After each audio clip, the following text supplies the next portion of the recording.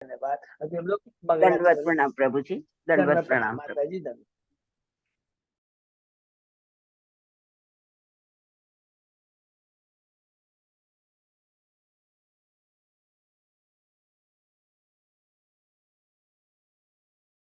तो जी आपका म्यूट हो रखा है।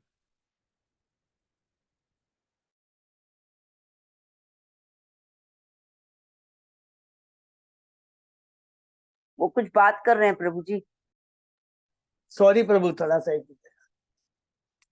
ओम अज्ञानतिमिरान्धस्य ज्ञानांजनशलाकया चक्षुरुन्मीलितं येन तस्मै श्री गुरुवे नमः। श्री चैतन्य मनोभीष्टं स्थापितं येन भूतले स्वयं रूप कदा मह्यं ददाति स्वपदान्तिकम्।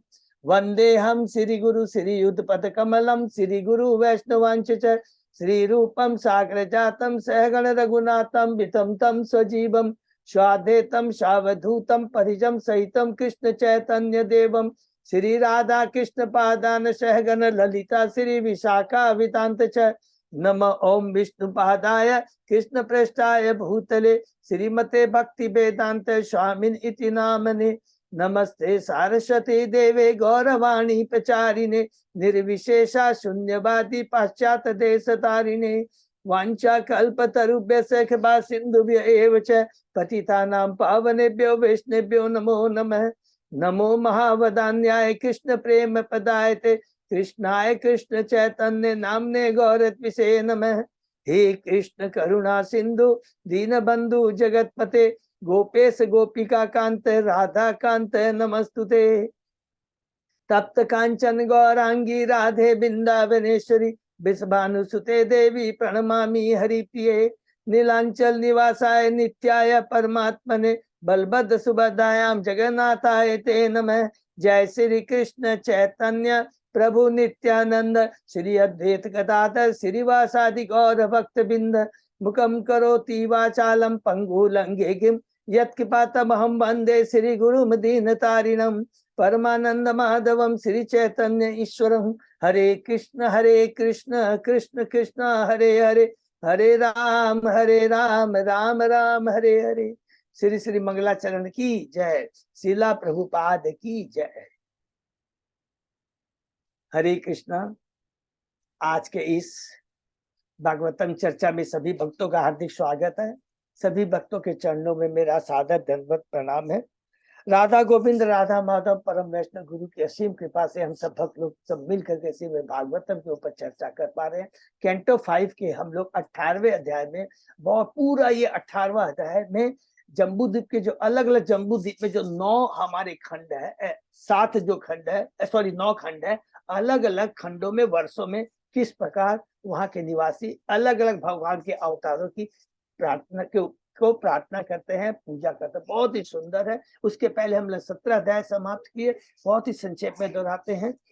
प्रियव्रत महाराज की पूरी वंशावली का वर्णन पूरे 1 अध्याय से लेकर 15 अध्याय तक। प्रथम अध्याय में प्रियव्रत का चरित्र ये शीर्षक है, जिसमें हमने पढ़ा कि किस प्रकार से ब्रह्मा जी के आदेश से वो गृहस्थ जीवन को धारण करते हैं।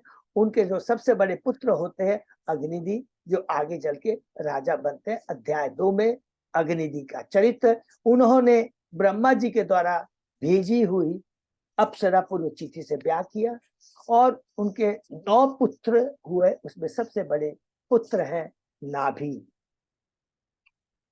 तीसरे अध्याय में हम लोग प्रवेश करते हैं। भगवान ऋषभ देव का प्राकट्य। नाभि सबसे बड़े पुत्र हैं और उन्होंने भगवान से प्रार्थना की कि मुझे आप जैसा पुत्र मिले। भगवान कहते हैं तुम्हारे जैसा तो मेरे जैसा तो कोई दूसरा ही नहीं, मैं स्वयं ही तुम्हारी पत्नी मेरी देवी के गर्भ से प्रकट हुआ। और ऋषभ भगवान प्रकट होते हैं। चौथे अध्याय में भगवान ऋषभ देव का चरित्र, जब किस प्रकार नाभि उन्हें उनके महान गुणों के कारण, क्योंकि भगवान है, उनको राज सिंहासन पर बैठा करके खुद बद्रिकाश्रम अपनी पत्नी को लेके चले जाते हैं। और उसके बाद में ऋषभ भगवान ने अपनी पत्नी जयंती से 100 पुत्र उत्पन्न किए। उसमें सबसे बड़े पुत्र होते हैं भरत महाराज, जिनके नाम से हमारे देश का नाम भारतवर्ष पड़ा। और एक बार वो ब्रह्मवर्त में भ्रमण करते रहते हैं, तो वहां पर अपने पुत्रों को वो उपदेश देते हैं, दिव्य उपदेश। अध्याय 5 में हम प्रवेश करते हैं। भगवान ऋषभ देव के उपदेश उसमें हमने पढ़ा, बहुत ही सुंदर। मनुष्य होनी बहुत दुर्लभ है, आत्मा साक्षात्कार के लिए है, भगवान की भक्ति करना है, यही जीवन का लक्ष्य है। हर माता पिता गुरु और देव का कर्तव्य है कि अपने आश्रित को बताए कि किस प्रकार इस भौतिक जगत से छुटकारा पाया जा सकता है, केवल भगवान की भक्ति कर करके। और उसके बाद में उपदेश देने के बाद में सब कुछ छोड़ करके के अवधूत का आचरण करने लगे। 6वें अध्याय में प्रवेश करते हैं। भगवान ऋषभदेव का चरित्र। यहाँ पर भगवान ऋषभदेव एक विशेष बात इसी अध्याय में कहता है, पूरा 2 विशेष बात है। पहली विशेष बात है कि अगर हम योग सिद्धियां भी प्राप्त कर ले, लेकिन जब तक मन को भगवान की सेवा में नहीं लगाते तो मन कभी भी बस में नहीं हो सकता। एकमात्र भगवान की सेवा में लगाने से ही मन हमारे बस में होता है। दूसरी बात यहाँ बताते हैं कि प्रभुपाद की भगवान ऋषभ ने जैन धर्म का प्रचार नहीं किया, स्थापना नहीं की, स्थापना नहीं की। दक्षिण देश के राजा अरहत ने, वो पाखंडी राजा है जिसने जैन धर्म पर हरि बोल। 7वें अध्याय से शुरू होता है राजा भरत के बारे में। राजा भरत भगवान ऋषभ के सबसे बड़े पुत्र हैं और वो एक राज सिंहासन पर अपने पिता के भगवान ऋषभ के अप्रकट होने जाने के बाद, जो कि अप्रकट कहाँ हुए थे सबको मालूम है, दक्षिण दिशा के एक जंगल की दावाग्नि में वो अपने को अप्रकट करते हैं भगवान ऋषभ। 7वें अध्याय में हमने पढ़ा राजा भरत कौन से राजा भरत है, याद रखें 3 भरत है। राजा भरत शुरू होता है और उन्होंने विश्व की पत्नी पंचजनी से ब्याह किया। 5 पुत्र होते हैं, सबसे बड़े सुमति होते हैं। 1 करोड़ वर्षों तक शासन किया और उसके बाद में सब कुछ त्याग कर कहाँ चले जाते हैं, कुलाश्रम में। वो कहाँ है, हरिद्वार के पास। और कौन से पद को प्राप्त करते हैं, भाव के पद को प्राप्त करते हैं।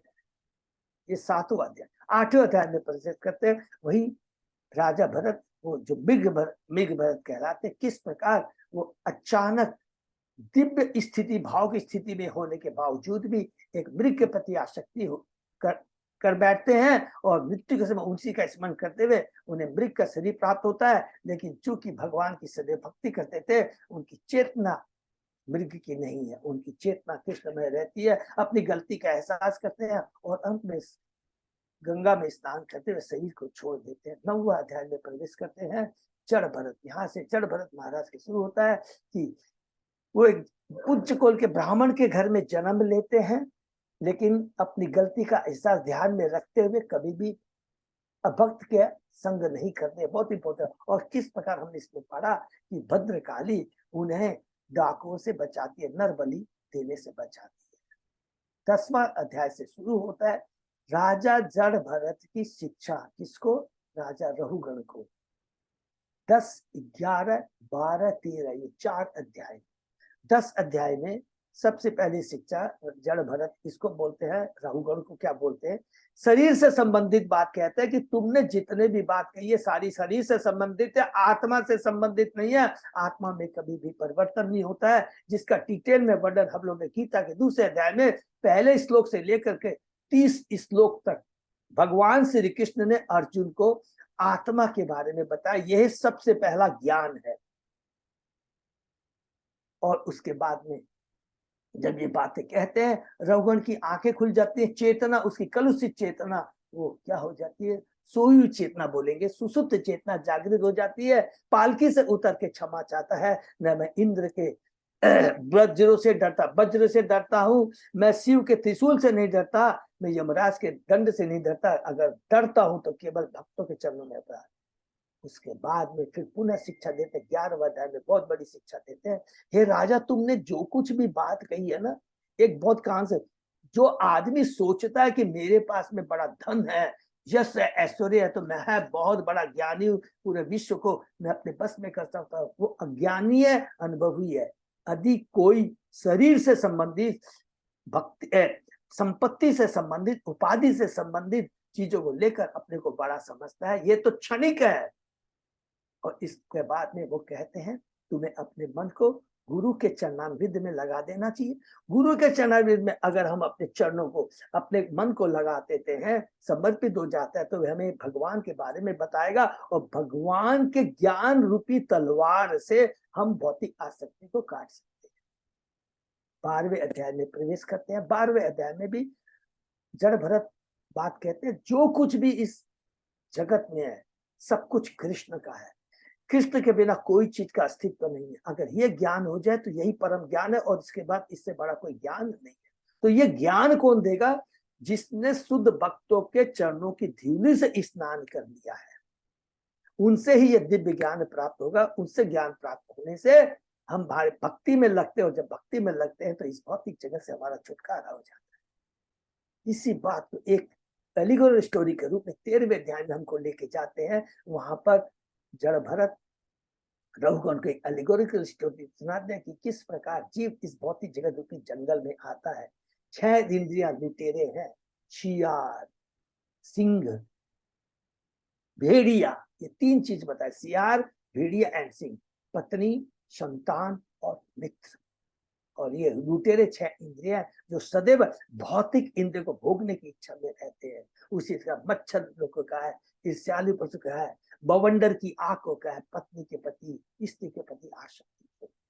इससे सबको दूर होना है, और इन सारों चीजों से हमको अगर मुक्त होना है तो भगवान की भक्ति करनी है, शुद्ध भक्तों का संग करना है। यहाँ समाप्त होता है जड़ भरत की शिक्षा रघुगण को। रघुगण क्षमा मांगते हैं, और चूंकि जड़ भरत कृपालु है क्षमा कर देते हैं। सेम चीज को 14वें अध्याय के अंदर में सुखदेव गोस्वामी जी परीक्षित महाराज को कहते हैं। कब कहते हैं? जब परीक्षित महाराज कहते हैं कि आपने जो एलिगोरिकल स्टाइल सुनाई मुझे समझ में नहीं आई है, तब पुनः सुखदेव गोस्वामी जी सेम चीज जड़ भरत परीक्षित महाराज को सुनाते हैं। यहाँ शिक्षा खत्म होती है। तो और अंत में 15वें अध्याय में हमने पढ़ा संक्षिप्त में प्रियव्रत महाराज की वंशावली में सबसे बड़े सुमति, उसके बाद उनकी परंपरा वंशावली में गए आते हैं, और उसके बाद में वीरज, और लास्ट में सत्यजीत आते हैं। समाप्त होता है 15 अध्याय, समाप्त होता है प्रियव्रत महाराज की वंशावली के बारे में, और समाप्त होता है क्या? मोस्ट इंपोर्टेंट, विसर्ग के बारे में। सर्ग हमने पढ़ा भगवान के द्वारा सृष्टि, विसर्ग ब्रह्मा जी के द्वारा सृष्टि। 16वें अध्याय से शुरू होता है स्थानम, भागवतम का तीसरा विषय, जिसमें हमने पढ़ा कि किस प्रकार जो प्रियव्रत महाराज ने अपने चक्के के पहिए से 7 गड्ढे बनाए थे, जो आगे चल के 7 समुद्र बने और 7 द्वीप बनते हैं। जम्बू द्वीप, पलक्ष द्वीप, सालमनी, कुश, कांच, शाक और पुष्कर। और 7 जो सागर होते हैं, खारे जल का सागर, गन्ने का सागर, सूरा माने शराब का सागर, घी का, दूध का, मट्ठे का, और लास्ट में मीठे जल का। और ये जो जम्बू द्वीप है उसके बारे में हमने पढ़ा कि 7 द्वीप में से जम्बू द्वीप के बारे में यहाँ डिटेल में बताया गया, और बाकी द्वीपों के बारे में नहीं बताया, इतना ही बताया गया। बाकी हाँ, जम्बू द्वीप के अलावा किसी द्वीप के बारे में नहीं बताया गया। और जम्बू द्वीप के अंदर में भी हम लोगों को उन्होंने स्पेशली इसके बारे में बताया गया, इलावत के बारे में बताया गया। बहुत ध्यान से रहिए, खाली जम्बू द्वीप में इलावत के अलावा जो 9 वर्ष है उसमें 8 वर्ष है, सॉरी, उसमें इलावत के बारे में डिटेल में बताया गया। और भारतवर्ष को छोड़ करके बाकी जो 8 वर्ष है वो क्या बताया गया? वो भोग की भूमि है, भूलोक का स्वर्ग, भूलोक का स्वर्ग है। तो बीच में जो इलावत के बारे में बताया गया, जम्बू द्वीप में जो इलावत के बारे में बताया गया, हम लोगों ने पढ़ा। पहला तो 9 वर्ष का नाम सबको मालूम है कि 9 वर्ष का बहुत डिटेल में जो वर्णन हुआ है। सबसे बीच में इलावत है, दाहिने हाथ में भद्रासुर, बाएं हाथ में केतुमाल। फिर उत्तर की तरफ हम चले जाते हैं, सबसे पहले रम्यक, फिर हिरण्मय और कुरुवंश। नीचे दक्षिण की तरफ जाते हैं हरिवंश, किम पुरुष और भारतवर्ष। और इलावत के बीच में मेरू पर्वत है, मेरू पर्वत के बारे में डिटेल में पढ़ा। आसपास में जो भी और पर्वत है उसके अंदर में वृक्ष है, आम के वृक्ष और जामुन के वृक्ष के बारे में, और जामुन का जल से मिलकर के, कीचड़ से मिलकर सोना बन जाता है। हरी बोल, ये सब हमने सुना। और हमने पढ़ा कि जो इलावत के बीच में है, जो सुमेरु पर्वत है, उसके ऊपर में अलग अलग देवताओं का एक स्थान है। समाप्त होता 17वें अध्याय में हम प्रवेश करते हैं। गंगा का अवतरण कि किस प्रकार गंगा कारण समुद्र का जल ध्रुवलोक में पड़ता है। कैसे पड़ता है? भगवान वामन देव के चरण कमलों को अंगूठे से टच होता है तो वो छेद बन जाता है, और वो कारण उसका उस छेद से होता हुआ ध्रुवलोक में, उसके बाद सप्तर्षि लोक में, उसके बाद चंद्रमा, और चंद्रमा चंद्रलोक से होकर के मेरू पर्वत में गिरता है। 4 दिशा में गंगा डिवाइड हो जाती है। दक्षिण का जो स्पेस लिया है वो गंगा का नाम क्या था? अलकनंदा। वही अलकनंदा दक्षिण अर्थात भारतवर्ष में गिर के हिमालय पर से होती पूरे भारतवर्ष में प्रवेश करती है। उसके अलावा जो 3 शाखाएं, सीता पूर्व में, चक्षु पश्चिम में, भद्रा दक्षिण में। और यहाँ पर सप्तधा को समाप्त करने के पहले यहाँ पर बताते हैं सुखदेव गोस्वामी जी की केवल भारतवर्ष कर्म भूमि है और बाकी सब कौन सी है? भोग भूमि है।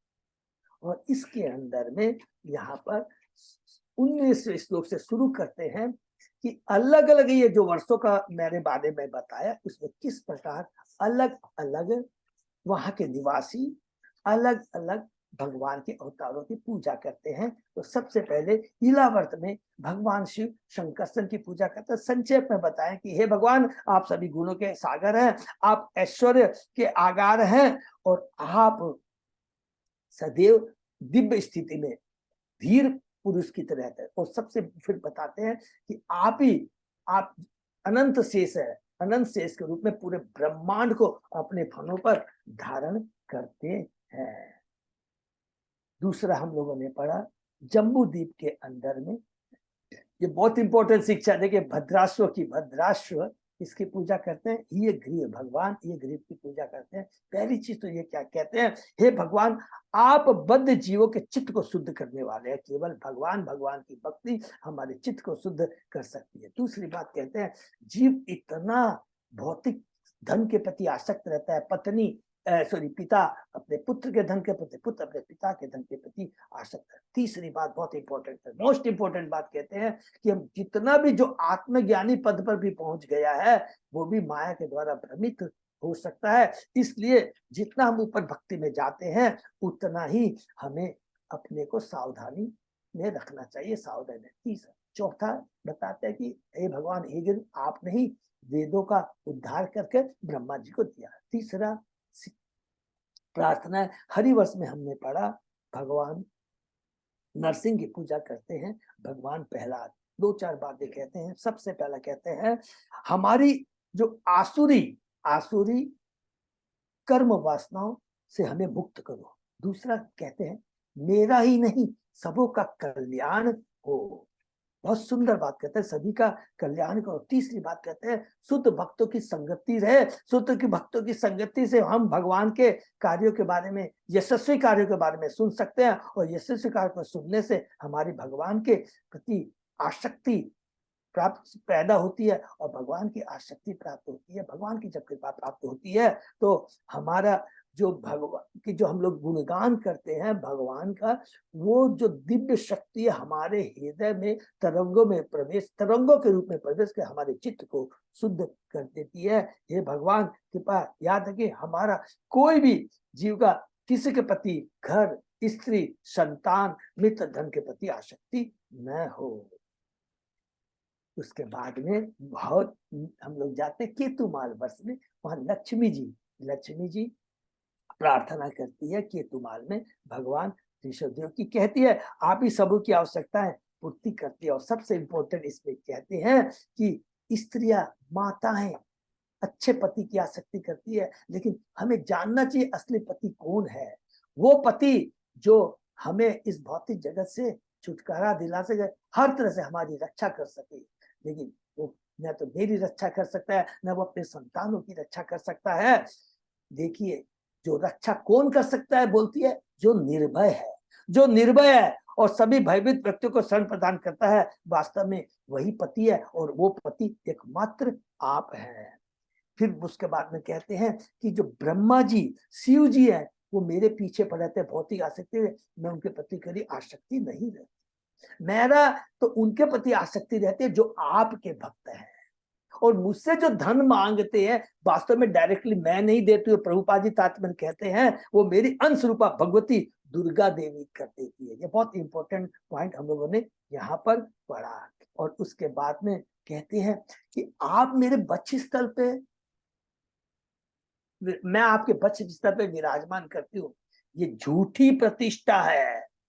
असली प्रतिष्ठा, असली मेरा सौभाग्य तब मानूंगा जब आप अपने चरण कमलों को मेरे हाथों में रख दिए, जिसका दूसरे भक्तों के हाथों में रख। बहुत इंपॉर्टेंट, सुंदर प्रार्थना है। और पिछली क्लास में हमने फिर आगे रम्यक वर्ष में व्यवस्थ मुनु भगवान मत्स्य से प्रार्थना करते हैं। उसमें बहुत सुंदर कहते हैं कि जिस प्रकार नटपुतलियों को पति अपनी पत्नी को वश में रखता है, उसी प्रकार आप इस ब्रह्मांड की समस्त जीवात्मा को, चाहे वो ब्राह्मण हो, क्षत्रिय, वैश्य, शूद्र हो, ब्रह्मचर्य हो, गृहस्थ हो, सबको आप अपने वश में रखने वाले। केवल वैदिक मंत्रों की स्वलहरियों को सुनने वाले आपको जानते, अर्थात आपको केवल वही जान सकता है जो आपके भक्त हैं। उसके बाद में हिरण्य वर्ष में हम लोग ने देखा अर्यमा किसकी पूजा करते हैं, कच्छप अवतार की पूजा करते हैं। उसमें भी मोटा मोटी सेम ही बात कहते हैं। क्या कहते हैं, आप भौतिकता से रही तथा परम सत्य में लीन है। आप जल में विचरण करते रहते हैं। अपनी दिव्य स्थिति के कारण आप भूत वर्तमान तथा भविष्य से बंधे नहीं होते हैं। आपका विराट रूप आपका वास्तविक रूप नहीं है, क्योंकि वो नव दीक्षितों के लिए विराट रूप है। आपके वास्तविक रूप का दर्शन तो केवल भक्तजन दिव्य भावना में स्थित है ही कर पाते हैं। इसके अलावा अन्य कोई जन आपको न जान सकता है और न आपकी कृपा प्राप्त कर सकता है। तो ये हम लोग ने पढ़ा कौन सा, हिरण्यवर्ष में। और अब रह गया आगे, हिरण्यवर्ष में भी पूरा नहीं हुआ, उसको खत्म करेंगे। ये हमारी 7वीं प्रार्थना है और उसके बाद में 2 प्रार्थना और रह जाएगी, किम पुरुष वर्ष में और भारत 3 प्रार्थना रह जाएगी, सॉरी, हमारा कुरु वर्ष में, जिसमें पृथ्वी देवी प्रार्थना करेंगे, फिर किम पुरुष वर्ष में और भारत, ये 3 प्रार्थना रह जाएगी। हम छठवीं प्रार्थना में, जो कि आज हम लोग हिरण्य वर्ष में, हिरण्यमय वर्ष में कौन, आर्यमा किसकी पूजा कर रहे हैं, प्रार्थना करते हैं, भगवान कच्छप, उसको लोग आगे चलाते हैं। ओम नमो भगवते वासुदेवाय, ओम नमो भगवते वासुदेवाय, ओम नमो भगवते वासुदेवाय। नारायण नमस्कृत्य नरं चैव नरोत्तमं देवी सरस्वती व्यासं ततो जयम् उदीरयेत्। नष्टप्रायेषु अभद्रेषु नित्यं भागवत सेवया भगवती उत्तम श्लोके भक्ति भवति नैष्ठिकी। कृष्णाय वासुदेवाय देवकी नंदनाय च नंद गोप कुमाराय गोविंदाय नमो। आराधयो भगवान भजेश तनया ततधाम वृंदावनम रमया काचित उपासना व्रजवधु वर्गेण्य कल्पिता। श्रीमद् भागवतम प्रमाणम अमलम प्रेमा पुमर्तो महान श्री चैतन्य महाप्रभो मतमिदम तत् आदरो न पर। हरे कृष्ण कृष्ण कृष्ण हरे हरे, हरे राम राम राम हरे हरे। हिरण्यमय वर्ष में आर्यमा प्रार्थना कर रहे हैं भगवान कश्यप को। श्लोक नंबर 32 से प्रभु जी। ओके 32, थैंक यू प्रभु। 30 से शुरू करते हैं। जयारुजम श्वेतजम अंडजो उद्भिदम चराचरम देव ऋषि पितृ भूतमेन्द्रियम द्योखम क्षिति शैल सरित समुद्र द्वीप ग्रह ऋक्षे इति अभिधेय एक। हे प्रभु, आप अपनी शक्तियों को अनंत रूप में प्रदर्शित करने वाले हैं। यथा जरायुज, स्वेदज, अंडज, उद्भिज समस्त जड़ और चेतन जीवात्माएं, जिनमें देवता, ऋषि तथा पितर सम्मिलित है, बाह्य आकाश, स्वर्ग लोक तथा पृथ्वीलोक, जिसमें पर्वत, नदियां, समुद्र, सागर, द्वीप सम्मिलित है। निसंदेह समस्त ग्रह तथा नक्षत्र आपकी विभिन्न शक्तियों की अभिव्यक्ता मात्र, किंतु मूलतः आप एक है, अन्य कोई नहीं तथा आपसे परे कोई नहीं है। यह संपूर्ण विराट अभिव्यक्ति मिथ्या नहीं है, वरन आपकी अकल्पनीय शक्ति की क्षणिक अभिव्यक्ति। प्लीज इस 2 लाइन को ना, बहुत इंपॉर्टेंट है। जया अंजु स्वेद न, तो गीता में भी सबने पढ़ा कि अलग अलग किस तरह उत्पन्न होते हैं पसीने से उस तरह, लेकिन ये 2 लाइन बहुत इंपॉर्टेंट है। यह संपूर्ण विराट अभिव्यक्ति मिथ्या नहीं है, मिथ्या नहीं है। जो कि मायावादी कहते हैं ना, ब्रह्म सत्य जगत मिथ्या नहीं, वरन आपकी अकल्पनीय शक्ति की क्षणिक अभिव्यक्ति है। बहुत इंपॉर्टेंट है। कभी भी ये नहीं, भगवान की जो भी सृष्टि है वो कभी भी हम ये नहीं कह सकते अकल्पनीय है। बहुत इंपॉर्टेंट, माया है, अकल्पनीय नहीं। भगवान की जो ये भौतिक जगत बहिरंगा शक्ति से प्रकट होता है, ये जरूर है कि ये शाश्वत नहीं है, टेम्परेरी है, लेकिन माया नहीं है। ऐसा नहीं कि है ही नहीं, जैसा कि मायावादी कहते हैं। तो ये विशेष करके यहाँ पर बोला गया, इसको ध्यान रखेंगे प्लीज। यह श्लोक ब्रह्म सत्यम जगत मिथ्या के सिद्धांत को पूर्णतः नकारता है, जिसके अनुसार ब्रह्म सत्य है जबकि यह भौतिक जगत मिथ्या है। कुछ भी मिथ्या नहीं है, एक वस्तु स्थायी हो सकती है, दूसरी है स्थायी। हरि बोल। खाली फर्क इतना है, आध्यात्मिक जगत स्थायी है, भौतिक जगत अस्थायी है, यही हमको जानना है। उदाहरण, यदि कोई क्षण भर के लिए क्रोध हो जाता, कोई यह नहीं कहेगा कि उसका क्रोध असत्य है, वह केवल क्षणिक है। दैनिक जीवन में अनुभव की जाने वाली प्रत्येक वस्तु इसी प्रकार की है, यह क्षणिक होकर भी सत्य है। सत्य है, असत्य नहीं है। सत्य है मगर क्षणिक है। भौतिक जगत सत्य है लेकिन क्षणिक है। आध्यात्मिक जगत सत्य है और शाश्वत है। ठीक है ना। इस श्लोक में विभिन्न स्रोतों से आगत नाना प्रकार के जीवात्मा का सुप्रसिद्ध वर्णन, इनमें से कुछ गर्भ से उत्पन्न होते हैं। गीता में है ना, कौन सा श्लोक है मेरे को याद नहीं है। इसमें से कुछ गर्भ से उत्पन्न होते हैं, कुछ मनुष्य के पसीने से, कुछ अंडे से और पृथ्वी से अंकुरित होते हैं। जीवात्मा अपने पूर्व कर्मानुसार विभिन्न परिस्थितियों में जन्म लेता है, अपने कर्म और स्वभाव के अनुसार। यद्यपि उसका शरीर भौतिक होता है, किंतु यह कभी मिथ्या नहीं होता। हरि बोल। यह किसी भी व्यक्ति को स्वीकार नहीं होगा कि मनुष्य का शरीर मिथ्या, इसलिए हत्या की कोई प्रतिक्रिया नहीं होगी। इसलिए हत्या की कोई प्रक्रिया नहीं रहेगी। तो ये शरीर ऐसा नहीं, माया नहीं कि मैंने किसी का वध कर दिया तो ये तो मान नहीं, शरीर है, आपको पनिशमेंट मिलेगा। ये 5 तत्वों से बना है, टेम्परेरी है लेकिन सत्य है।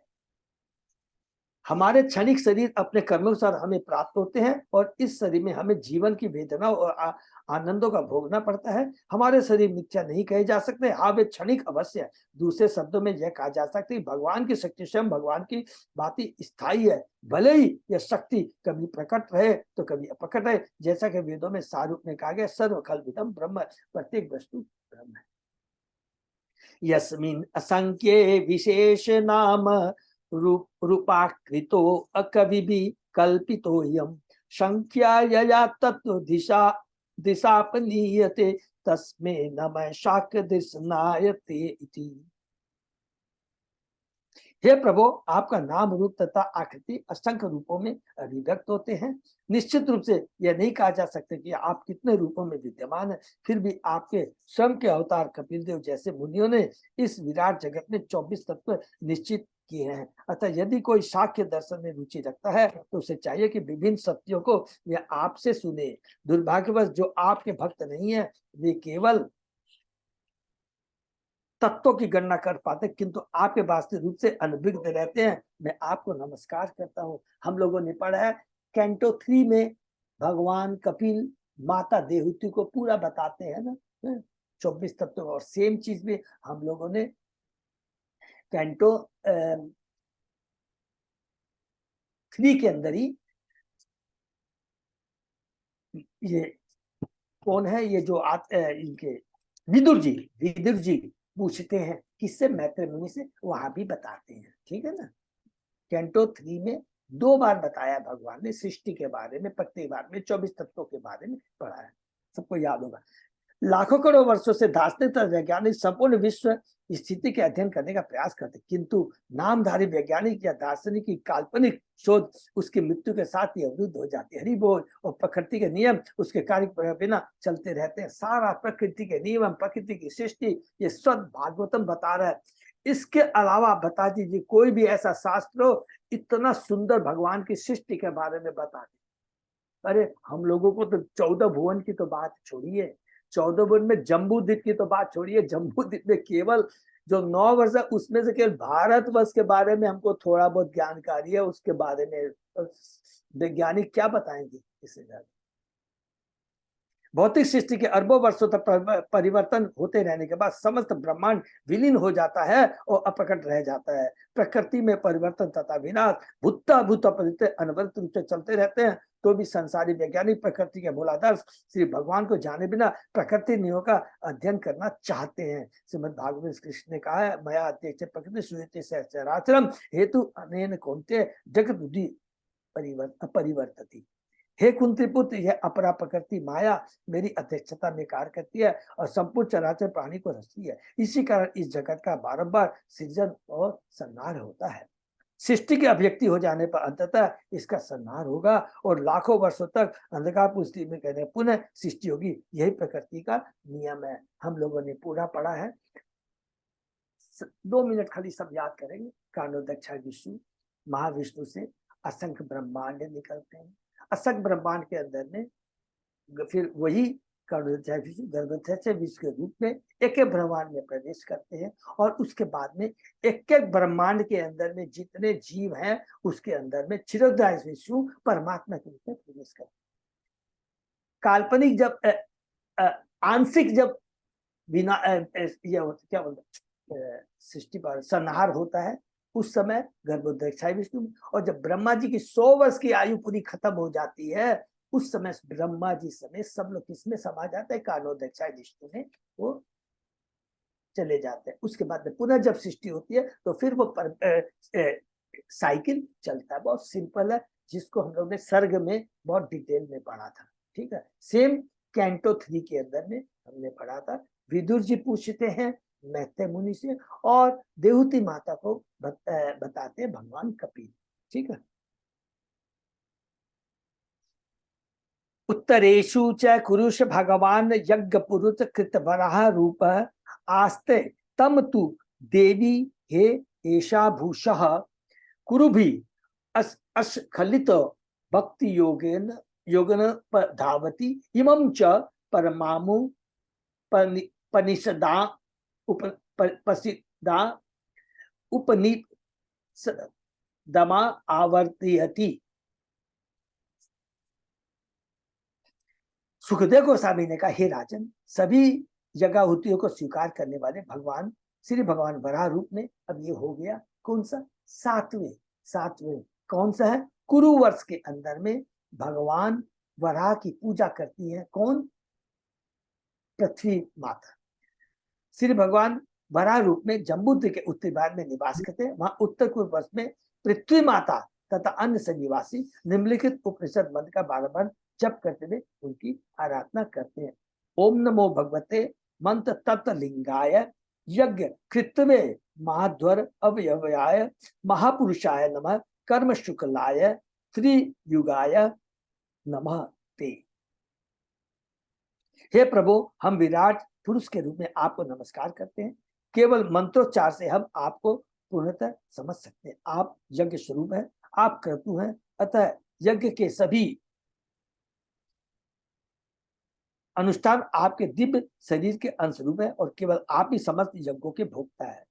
आपका स्वरूप दिव्य गुणों से युक्त है। आप त्रियुग कहलाते हैं क्योंकि कलयुग में आपने प्रच्छन्न अवतार लिया है और आप 6 रिद्धियों के स्वामी है, रिद्धि सिद्धियों के स्वामी। तो सबको मालूम है त्रियुगी भगवान को क्यों कहा गया है, क्योंकि कलयुग में भगवान चैतन्य महाप्रभु के भक्त के रूप में अवतार लेते हैं, जिसको हम लोग छन्ना अवतार कहते हैं, जिसका वर्णन कैंटो 11 में हम लोग भी पढ़ेंगे। छन्ना अवतार के श्री चैतन्य बाबू इस कलयुग के अवतार है।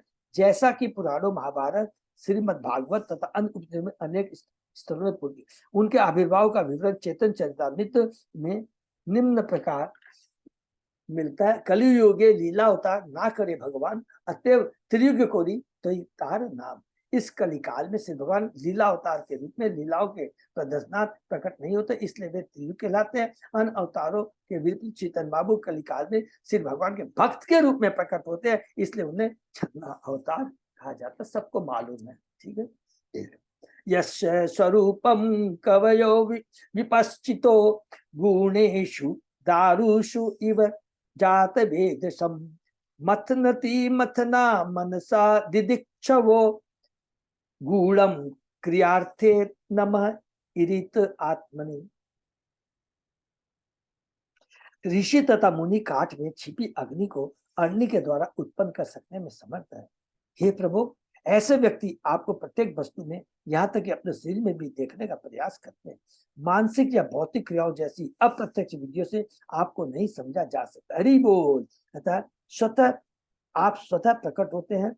अतः जब आप देख लेते हैं कि कोई व्यक्ति सर्वतोभावेन आपकी खोज में तभी आप अपने को प्रकट करते हैं। अतः मैं आपको प्रणाम करता हूँ। ना हम प्रकाश है सर्वस्व योग माया समावृता, गीता का 7वां अध्याय का मोस्टली 25वां। बहुत सुंदर है कि भगवान को अगर जानना तो भगवान स्वयं अपने को प्रकट करते हैं, और वो क्या है, केवल भक्ति के भाव से। जिसमें भक्ति है वही, उसी को भगवान अपने को प्रकट करते हैं। तो यहाँ एक सबसे इंपॉर्टेंट बात बहुत याद रखें, हमको भगवान को जानने का प्रयास नहीं करना चाहिए, कभी भी सक्सेस नहीं होंगे। हमको भगवान की भक्ति करनी है। एक जैसे बच्चा होता है ना, पूर्ण रूप से माँ को समर्पित होता है, और माँ भी पूर्ण समर्पित होती है। जितना इंपॉर्टेंट माँ काम करती रहती है, उसका बच्चा जब पुकारता है, हृदय से पुकारता है, तो माँ सब कुछ छोड़ करके उसको आके गले लगा लेती। उसी प्रकार हम बिना ये जान के कि मैं बहुत बड़ा ज्ञानी हूँ, मेरी बुद्धि बहुत शार्प है, मैं ज्ञान प्राप्त करूंगा और मुझे भगवान के बाद सब कुछ मालूम पड़ जाएंगे, ये कोरी मूर्खता है, ये समय की व्यर्थता है। क्रियार्थ सब करता है देवता को प्रसन्न करने के लिए अनुष्ठानों द्वारा। विपश्चित शब्द की व्याख्या 33वें उपनिषद में इस प्रकार दी गई है, सत्यम ज्ञानम अनंतम ब्रह्म यो विद निहितम गुह्यायम परमे भयोम सो अनुष्यते सर्वान कामान स ब्रह्मणा विपस्थिति।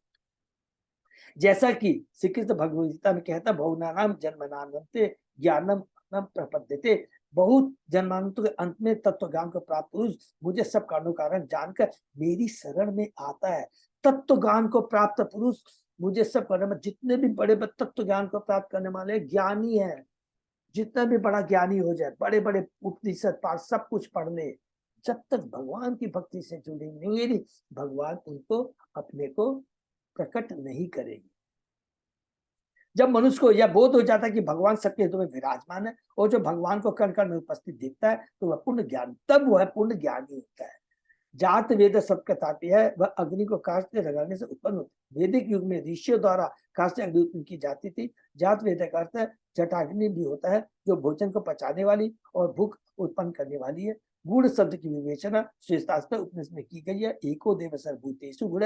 वैदिक मंत्रों के जाप से ही सिर्फ भगवान को जाना जा सकता है। सर्वव्यापी सर्वभूतांतरात्मा, वह सर्वव्यापी है, प्रत्येक जीवात्मा के हृदय में स्थित है। परमात्मा के रूप में कर्माध्यक्ष सर्वभूताधिवास है, वह जीवात्मा के सभी व्यापारों का साक्षी है। साक्षी चेता केवलो निर्गुणश्च, श्री भगवान साक्षी होने के साथ साथ जीवित शक्ति है, तो भी वह समस्त भौतिक गुणों में दिव्य है। तो यहाँ पर ईश्वर तत्व के बारे में और बताया गया है, और साथ ही ये बताया गया कि किस प्रकार हम भगवान की कृपा प्राप्त कर सकते हैं, भगवान को जान सकते हैं, ऐसा नहीं बोलना है। क्योंकि इस प्रकार भगवान की, जब भगवान की कृपा होती है तो भगवान स्वतः ही अपने को प्रकट करते हैं, और सब कुछ है। केवल एकदम याद रखिएगा, ध्रुव महाराज को याद रखिए, 5 वर्ष का बालक है, केवल ओम नमो भगवते वासुदेव का जप कर रहा है, भगवान को पूर्ण समर्पित होता है, और भगवान आते हैं, शंख को उसके माथे पर रखते हैं, दिव्य ज्ञान उसमें आ जाता है, और भगवान का कितना सुंदर गुणगान करता है। 2 दिव्य ज्ञान है, क्या है कि ये भौतिक जगत दुखालय है, ये कांच के टुकड़े के प्रति मैं आपकी पूजा कर रहा था। नंबर दूसरा कि गुरु के बिना गुरु के बिना आप नहीं मिल सकते, बिना नारद मुनि के मैं आपको कैसे प्राप्त करता हूं, ये बहुत इंपॉर्टेंट है।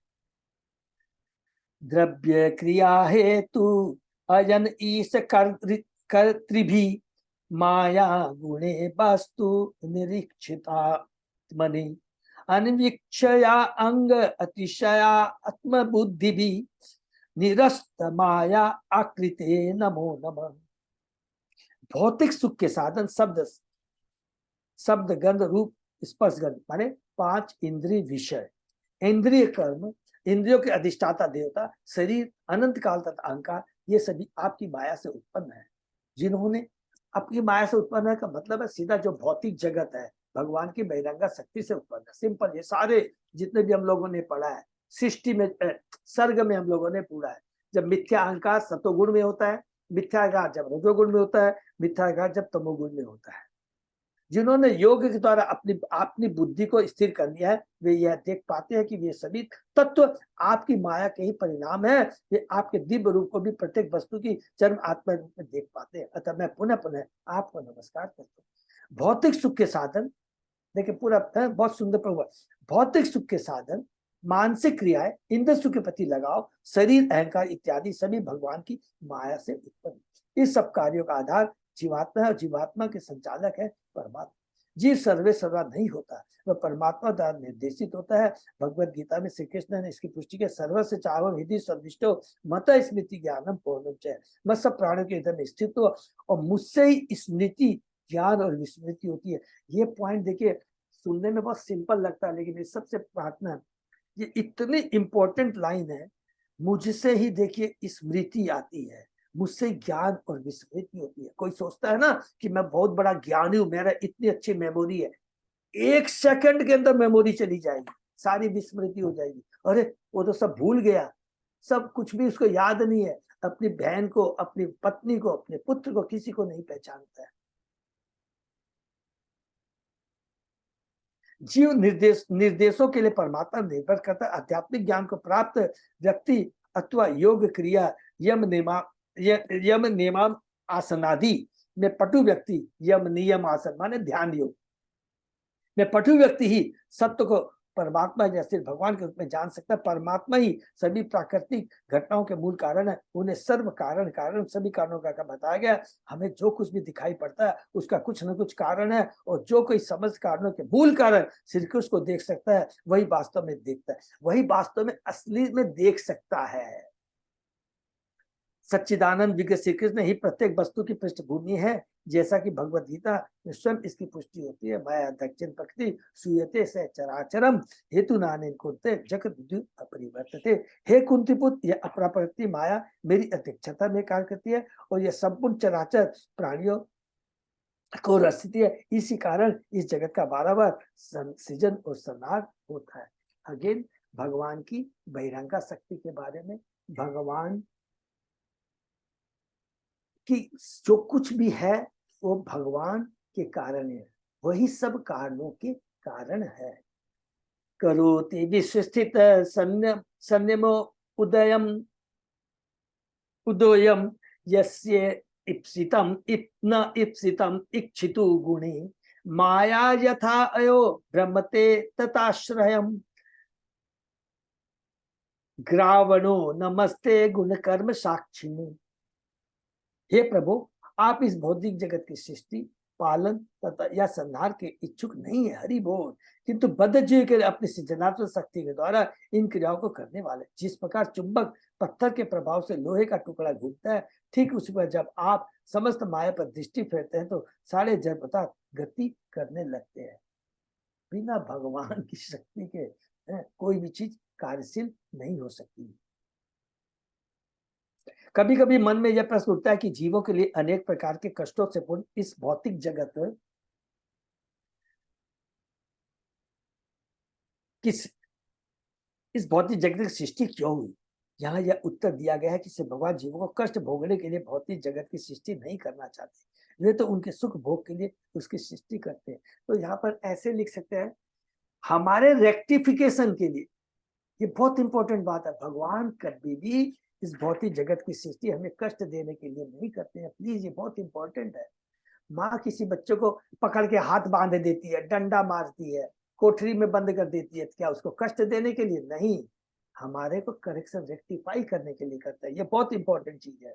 यहाँ पर उत्तर दिया कि भगवान जीवों को कष्ट भोगने के लिए भौतिक जगत सृष्टि नहीं करना चाहते, वे तो उनके सुख भोग के लिए उसकी सृष्टि करते हैं। प्रकृति के कार्यकलाप स्वतः नहीं चलते रहते। माया दक्षिण सुयते प्रकृति सुयते सचराचर। प्रकृति पर भगवान की दृष्टि पड़ने से प्रकृति उसी प्रकार से होती है जिस प्रकार की चुंबक पत्थर लोहे के टुकड़ों को इधर उधर घुमाता रहता है। क्योंकि भौतिकतावादी विज्ञानी तथा नामधारी साक्ष्यधारी ईश्वर में विश्वास नहीं करते, इसलिए वे प्रकृति को बिना किसी अधीक्षक के कार्य से मानते, अर्थात वो बोलते अपने आप हो रहा है, ये प्रकृति अपने आप चल रही। किंतु वास्तविकता ऐसा नहीं है। चेतन चेतना में भौतिक जगत की उत्पत्ति की व्याख्या इस प्रकार की गई है, यद्यपि साक्ष्य माने प्रधान कारण जड़ होते कबू नहे जगत सृजन। ये देखिए कौन प्रार्थना कर रहा है, पृथ्वी माँ कर रही है, किसको? बड़ा भगवान को। ठीक है, कुरु वर्ष में 7 निज सृष्टि शक्ति प्रभु संचार प्रधाने ईश्वरे शक्ति तबे होय तद निर्माणे।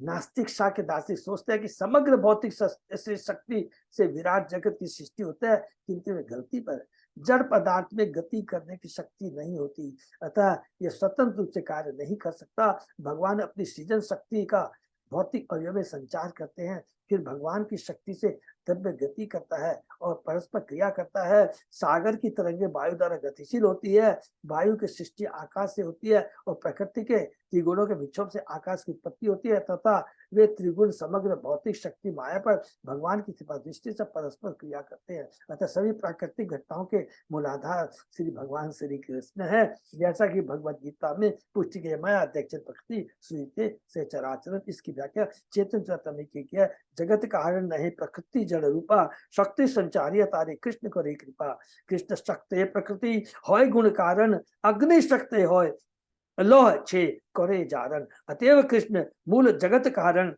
प्रकृति कारण जे छे अजा गलस्तन, माने बकरे का जो होता है ना, जिसको बोलते हैं नीचे बकरी के गलस्तन जो लटकता रहता है। चूंकि प्रकृति जड़ रूप है अतः यह भौतिक जगत का वास्तविक कारण नहीं हो सकता। भगवान श्री कृष्ण जड़ प्रकृति में अपनी शक्ति संचार करके अनुग्रह प्रदर्शित करते हैं। इस प्रकार श्री भगवान की शक्ति से प्रकृति गौण कारण स्वरूप है। जिस प्रकार से लोह अग्नि की शक्ति से लाल होता है अतः श्री कृष्ण इस विराट जगत के मूल कारण है। प्रकृति बकरी के उस गलस्तन के तुल्य जिसमें से दूध नहीं निकलता। हरि बोल। इस तरह वैज्ञानिकों तथा दार्शनिकों की यह भारी भूल है कि वे पदार्थ को स्वतंत्र रूप से गतिशील मानते हैं। जिस प्रकार बकरे का वो जो होता है ना गलस्तन होता है, दिखता है लेकिन उसमें दूध नहीं, उसी प्रकार सोचते हैं कि ये भौतिक प्रकृति है, अपने आप कार्य करती है। नहीं, इसके पीछे भगवान की शक्ति है। ये फिर से यहाँ पर ईश्वर तत्व के बारे में बहुत डिटेल में बताया गया है, भगवान की शक्ति के बारे में। प्रमथ्य दैत्यं प्रतिवारणं मृदे यो मां रसाया जगत आदि शूकर कृत्वा अंग्रदष्टे निर्गात दन्वतः क्रीडनीवेव प्रणतास्मि तम विभूमिति। हे प्रभु, इस ब्रह्मांड में आदि शुक्र रूप में आपने हिरण्याक्ष दैत्य के साथ युद्ध करके उसका संहार किया। फिर आपने अपने दांतों के अगले भाग से मुझ पृथ्वी को गर्भोदक सागर से उसी प्रकार ऊपर उठा दिया जैसे क्रीडारत गज जल में से कमल पुष्प तोड़ लेता है। मैं आपके समक्ष नतमस्तक हूं। हरि बोल। तो ये हम लोगों ने भी कैंटो 3 में पढ़ा था। हम लोगों ने कि किस प्रकार भगवान ने 2 बार हमने पढ़ा है ना हिरण्याक्ष के बारे में। एक तो दीति से जब वो कश्यप मुनि से दीति से वो समय होते हैं हिरण्याक्ष को, और उसके पहले एग्जैक्ट चैप्टर याद नहीं है, कैंटो 3 में हमने पढ़ा था किस प्रकार भगवान वराह हिरण्याक्ष को मार कर करके, बहुत सुंदर वर्णन है ना भगवान हिरण्याक्ष और भगवान वराह का युद्ध के बारे में हमने पढ़ा है ना, बहुत सुंदर यहाँ पर वर्णन। यही चीज करते हैं। यहाँ समाप्त होता है हमारी 7वीं प्रार्थना कुरु वर्ष में भगवान वराह की माता पृथ्वी के द्वारा प्रार्थना। और इसके अंदर देखिए ये जो लास्ट की हम लोग जो तीनों प्रार्थना पढ़ी है, रम्यक वर्ष में किसने, मनु, कौन से, व्यवस्थ मनु प्रार्थना करते हैं। हिरण्य वर्ष में आर्यमा किसकी प्रार्थना करते हैं, कच्छप की। और कुरु वर्ष में माता पृथ्वी प्रार्थना करती है भगवान वराह की। देखिए अलग अलग, और सारे तीनों इनमें अंदर में भगवान की दिव्यता, भगवान की शक्ति के बारे में बताया कि एक ही चीज बनाया गया है। क्या चीज, वो चीज जो कि भगवान ऋषभ अपने पुत्रों को कहते हैं।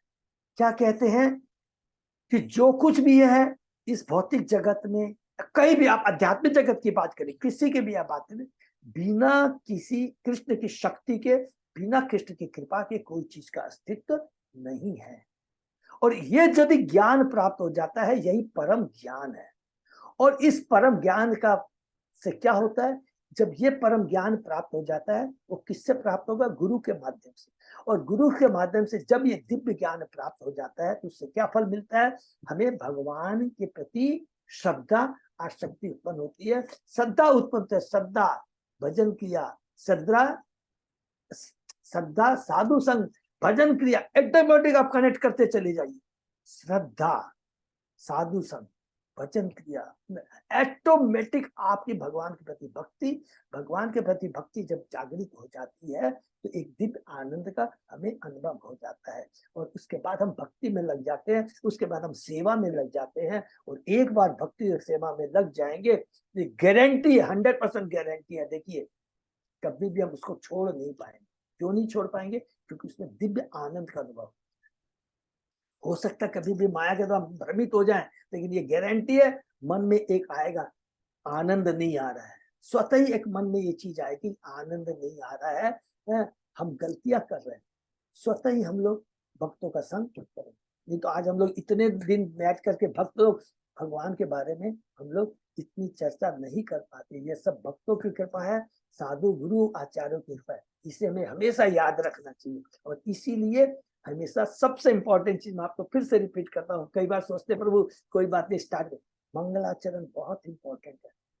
आप कुछ भी काम कीजिए, गुरु को, प्रभुपाद जी को, दो को जरूर याद कीजिए।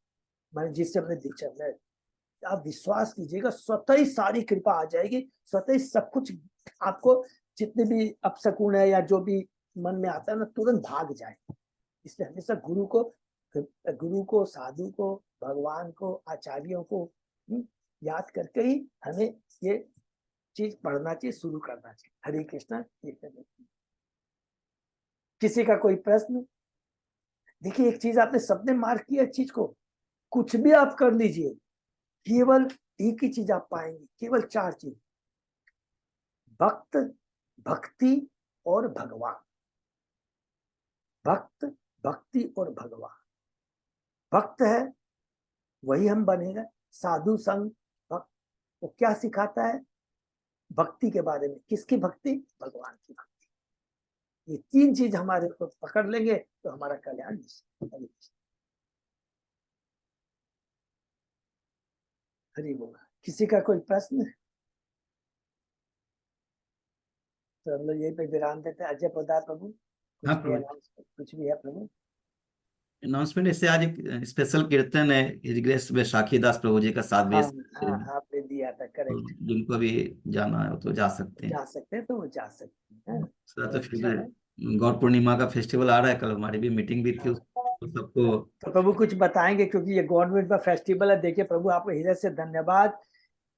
भक्तों से प्रार्थना है कि गौर पूर्णिमा फेस्टिवल का भी पूरा अरेंजमेंट दायित्व हमारे जगन्नाथ ग्रुप, हावड़ा ग्रुप और